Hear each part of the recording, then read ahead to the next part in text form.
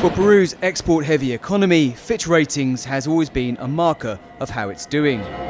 But in its latest report, the credit rating agency revised down the country's economic outlook from stable to negative.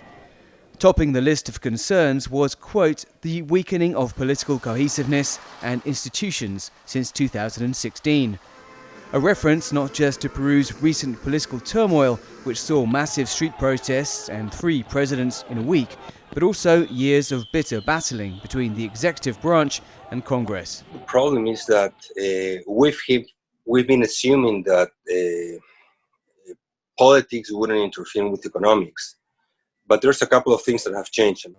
Alonso Segura is a former Peruvian economy minister. This political fragmentation, it's ending up in laws pushed by Congress that are tremendously distortionary in terms of their economic consequences, and they're tremendously expensive. I mean, we're not talking anymore about measures, populistic measures coming out from Congress that cost, a few $100 million. We're talking about points of GDP now. Peru's economy is forecast to contract by 12% this year, its deepest plunge in 3 decades. The Andean country has been hit hard by COVID-19, ranking 3rd worldwide for coronavirus deaths per 100,000 people. Peru's economy took a brutal hit. Its urban middle class will shrink and poverty will rise.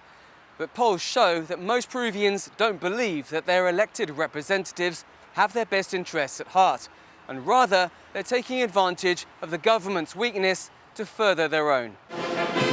Speaking to foreign journalists last month, Peru's caretaker president Francisco Sagasti said powerful groups sought to destabilize the country. To have a different approach is legitimate. What is not legitimate is to try to destabilize with lies, fake news, rumors, distortions, and attitudes in different forums which undermine the possibilities of having an orderly transition. Amid an economic downturn and a tricky political panorama, Sagasti must ensure presidential elections take place in April of next year.